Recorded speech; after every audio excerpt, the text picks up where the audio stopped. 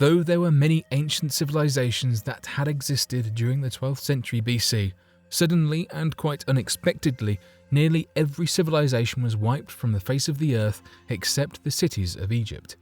This phenomenon was recorded as the Late Bronze Age collapse that soon bled into the early Greek Dark Ages, as only small villages of humanity survived this sudden catastrophe. For many decades, the cause of such an occurrence had widely been unknown and shrouded in mystery. That was until the ancient language of the Egyptian hieroglyphics had been decoded and allowed us to read the historical records captured at the time by the last standing ancient civilization. This record has led to countless theories and endless debate amongst Egyptologists, classic historians, and archaeologists since its findings. Over 2,000 years before the Vikings sailed from today's Scandinavia to plague the Europeans, the ancient world empires faced a terrifying sea-travelling enemy of their own, and that has remained a mystery up to today. During the Bronze Age, the Sea People caused terror in the Mediterranean and Egyptian lands, but their origin and identity has remained a mystery until this day. An inscription written in the 13th century BC said they came from the sea in their ships of war and nobody could defeat them. Reportedly, by the historical accounts of the ancient Egyptians, armies of what had been referred to at the time as Sea People attacked and demolished the cities of Man. In fact, the descriptions of the armies of the Sea People describe monsters and giants coming from the oceans and waging war against all of civilization. The reasoning for why this sudden onslaught had occurred has yet to be better understood, but what's surprising is the vast amount of theories surrounding the events. Accounts continue of the Egyptians attempting to track the source of the beasts that appeared humanoid in nature, and it's reported that they found hundreds of footprints coming from the beaches of the Mediterranean Sea. Today, after uncovering vast art depicting the battles, documents detailing the events, and further evidence of war and tactics used against the destroyed and forgotten civilizations of the past, the proof of the account of the Sea People appears to be overwhelming in nature. As a matter of fact, the events are so overwhelming that the discussion surrounding the event in the scientific community has been completely shut down, and further theories or attempts at uncovering the truth are treated with both disdain and ridicule. Regardless of this ridicule, however, many researchers continue to attempt to understand the mysteries of the Sea People and remain restless in their pursuits. Perhaps one day we will better understand whether these accounts are of mythology or true history. Until then, the accounts of the Sea People are shrouded in creepy events and terrifying mysteries. The Egyptian inscriptions provide almost all there is to know about the Sea People, apart from the references in the letters from the Assyrians and the Hittites that have contributed to the subject. They were also mentioned in the Egyptian literature. The Tale of Wenemum, where they appear as familiar figures in the Mediterranean land. Who were the Sea People that invaded Egypt? Everything known about the Sea People comes from apocalyptic inscriptions that were made by the empires they battled, especially ancient Egyptians, since they did not leave any written records or monuments of their own. One early reference goes back to 1300 BC during the ruling of Pharaoh Merenta, as he claimed of killing 6,000 seafarers as they allied with the Libyans. An even more detailed account from Ramesses III, who fought with the Sea People back in 1170 BC. Described them as having moved southwestern towns in Syria, Turkey, Levant, and Cyprus, desolating its residents and leaving the city as if it had never existed. He also described them as being made of a tribe confederation like the Shardana, Teresh, the Lucca, the Peliset, the Shekelesh, the Tersa, and the Akawasha. Archaeologists proposed that the Shardana originated from North Syria, moving later to Cyprus and ending up as the Sardinians. The Teresh and Lucca probably originated from western Anatolia. The Ekwesh have been related to the Ahiyawa in the records of Hitti, who may be Archaean Greeks who colonized the western Anatolian coast and the Aegean Islands.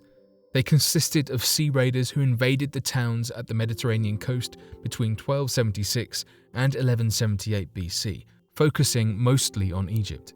history considers them as the major contributors to the collapse of the Bronze Age between 1250 and 1150 BC.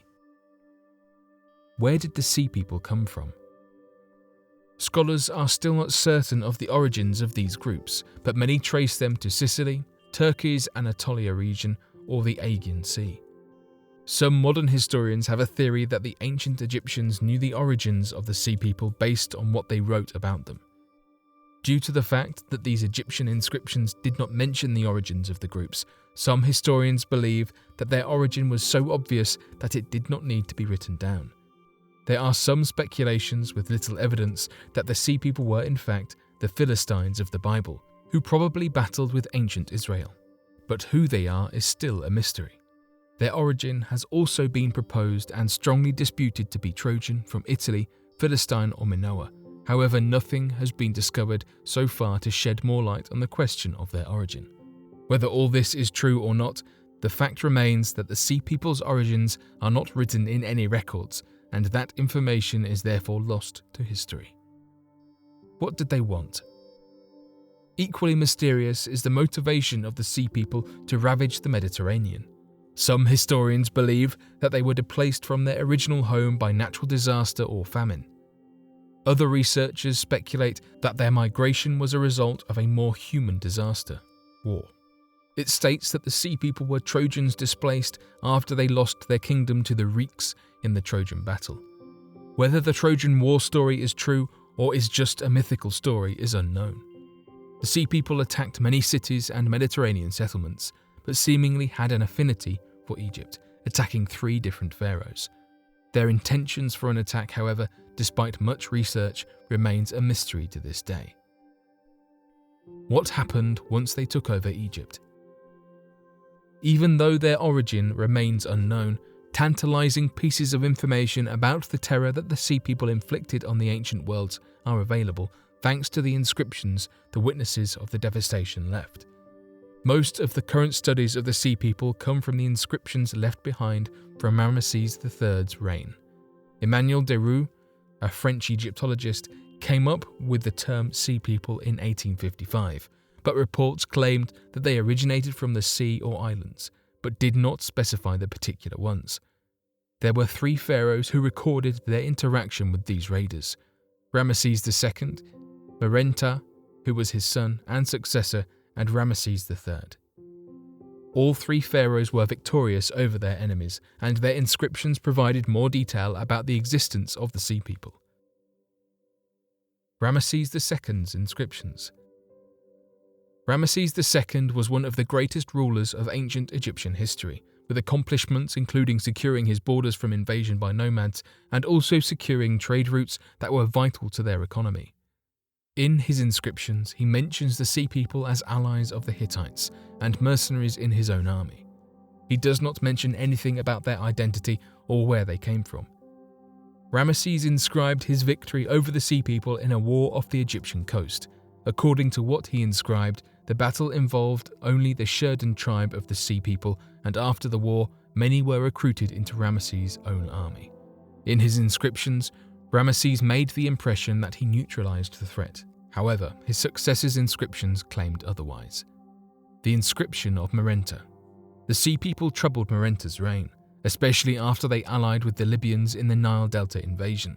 From his inscriptions, in his 5th year at around 1209 BC, the Libyan chief allied with the Sea People invading Egypt. He stated the Libyan allies as originating from the seas to the north, naming their territories as Sherdun, the Denyen, the Lukka, the Peliset, the Shekelesh, the Tersha, and the Akawasha. Since then, researchers have tried to find out where the mentioned lands were and what they are currently known as. Merenta describes the Sea People in his inscriptions as formidable adversaries and took pride in defeating them. He claimed complete victory over the Sea People, securing the Egyptian borders. He celebrated his victory by immortalizing its inscription in the Merenta stele, announcing how he brought peace to his land by subduing the enemy.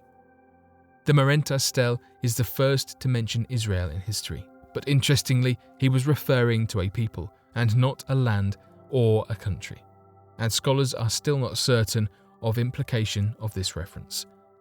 Merenta was satisfied for defeating these raiders and securing the Egyptian borders for the future. He did not know that the Sea People would return. Ramesses III inscription. During the reign of Ramesses III, these raiders attacked the Kadesh trading center of Egypt, destroying it, and then attempted to invade Egypt. They started with quick raids at the coast before entering the delta. In 1180 BC, Ramesses III was victorious over them, but they forcefully came back. The countries he mentioned in the Sea People's Confederation are not certain. However, it's clear that they are the same people who joined the Libyans to attack Egypt during Merenta's reign. Where did they go afterward?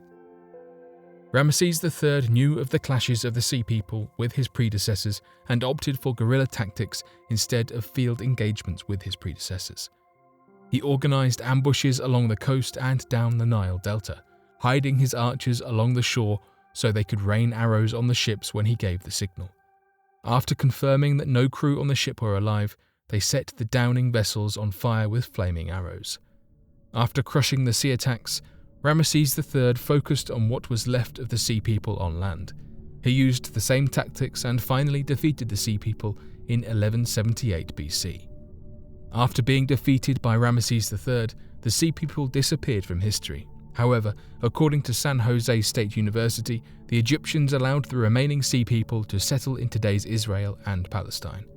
Despite the win over the Sea People, the war was too expensive and it drained the Egyptian royal treasury, rendering it unable to pay its tomb builders.